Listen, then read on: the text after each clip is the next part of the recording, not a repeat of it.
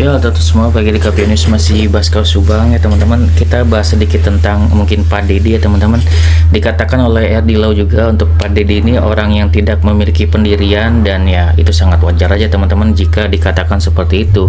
Bahwasanya dari awal Pak Deddy keluar dari ATS Law Firm, bahkan keluar dari Erdi Lau gitu kan ya, itu mengungkapkan bahwasanya ya Pak Deddy tidak memiliki pendirian sendiri kan kayak gitu. Kemungkinan memang ada yang namanya campur pihak lain yang membuat Pak Deddy ini seperti ini kan kayak gitu. Diungkapkan juga oleh Bang Freddy ya, yang mengenal banget Pak Deddy, bahwasanya Pak Deddy ini bukan orang yang bisa dengan mudah gitu memutuskan suatu hal gitu. Jadi sudah sangat jelas ya untuk Pak Deddy seperti apa.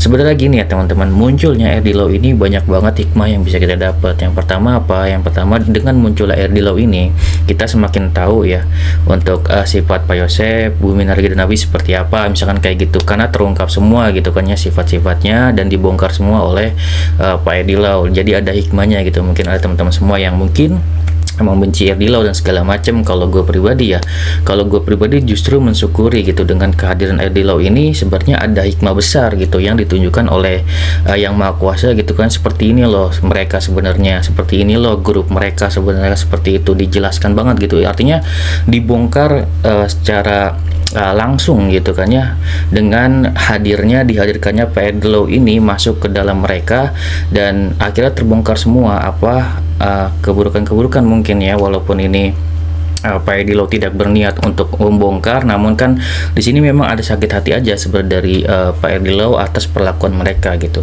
dan sangat wajar untuk hal tersebut gitu ya. Buat teman-teman mungkin yang masih benci atau seperti apa, sebenarnya kalau gue lihat pribadi ya, untuk Pak Erdi Lau ini sebenarnya orang yang tegak lurus gitu, sama seperti ATS Law Firm gitu, hanya tidak ada tendensi apapun, hanya ingin mengungkapkan kaos ini secara keilmuannya kan kayak gitu.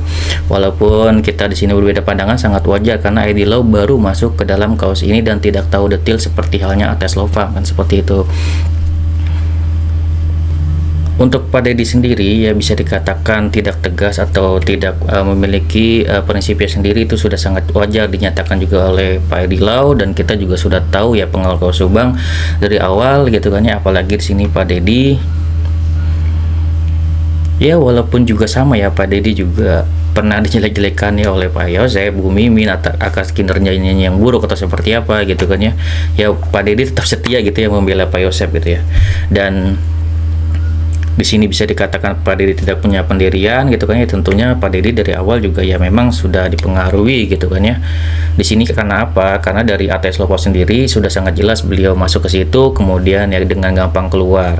Terus Pak Erdi Lau gitu kan ya dengan mudah masuk, kemudian juga dengan mudah juga Pak Deddy keluar. Karena apa? Ya Pak Erdi Lau ini karena sejalan gitu dengan ATS Law Firm, ingin mengungkap kaos ini. Makanya yang gue pertanyain di labnya Kang Freddy pada saat itu, langsung aja gue to the poin kan kayak gitu, mengenai sikap Pak Erdi Lau gitu, apakah beliau tegak lurus atau enggak.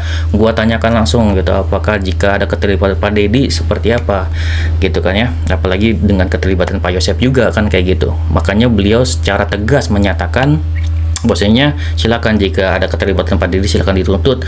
Kalau Pak Yosep gitu kan ya, beliau sudah sangat mengetahui ada keterlibatan, jadi ya tidak memungkiri hal itu. Dan disitulah titik ya, menurut gua titik dimana Pak Erdi ini dianggap ya oleh mungkin mereka di grup atau mungkin Pak Deddy sendiri ya sudah tidak sejalan lagi, karena tidak bisa melindungi kan kayak gitu.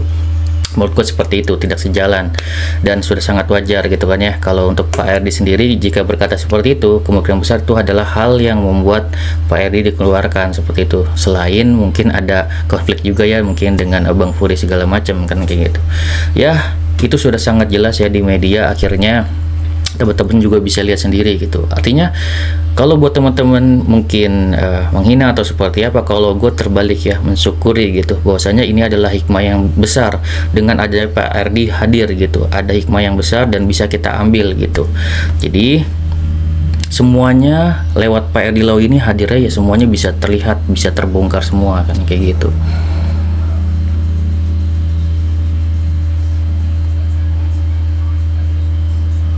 Jadi apa intinya? Intinya adalah orang yang ingin menegakkan kebenaran gitu kan ya, justru ya memang sangat wajar jika ada orang yang ingin menghentikan beliau, ya mau nggak mau beliau dicoba untuk dibuangkan seperti itu aja sebenarnya titik garis merahnya gitu ya. Jadi seperti itu teman-teman, dan sangat wajar juga ya untuk Pak Taufan juga tentunya sangat tidak disukai kan seperti itu.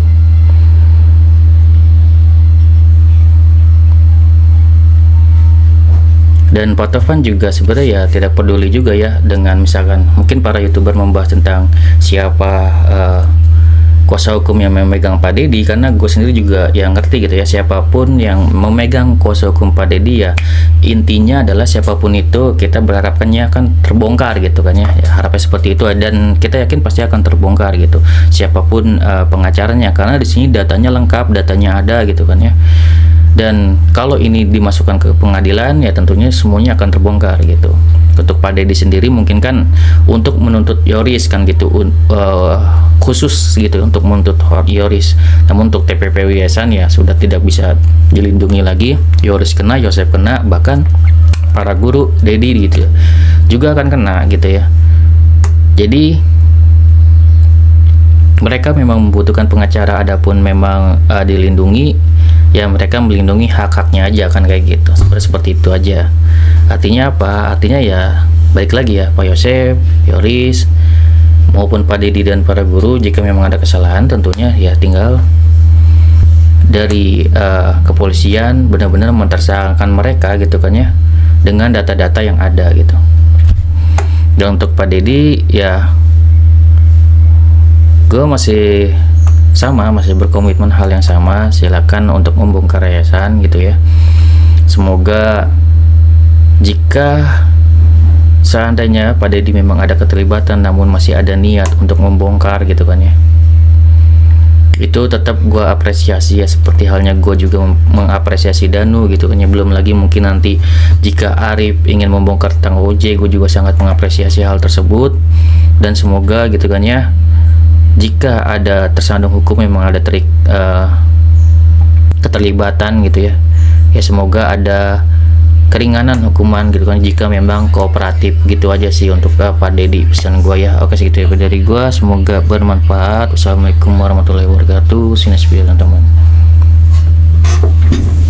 Yang sekarang ramai itu kan yang baru-baru datang, yang belum dalam pemahamannya, yang belum dalam mengikuti alur ceritanya gitu ya. Tenang-tenang saja, kita tidak terprovokasi, kita ini solid, dan kita ini alhamdulillah diberi banyak kemudahan sama Allah nih dengan membongkar kasus Subang. Jadi kita tetap istiqomah.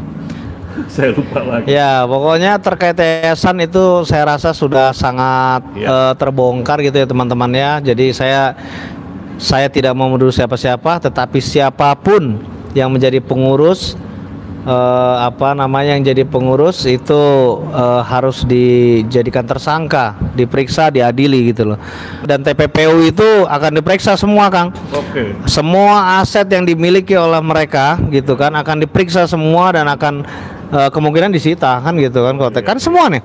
Contoh misalnya Pak Deddy itu jadi bendahara berapa lama, mencairkan anggaran bos berapa kali, terima berapa, nah itu akan diperiksa semua Kang.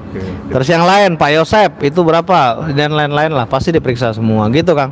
Terkait dengan respon Bang Taufan nih, katanya ada 8 advokat yang mendampingi Pak Deddy pelaporan pemalsuan tata dan apa, gimana tanggapannya? Terserah, saya tidak mau menanggapi karena menurut saya itu nggak penting Kang. Ya, okay. Silahkan dia berjalan dengan upayanya, karena memang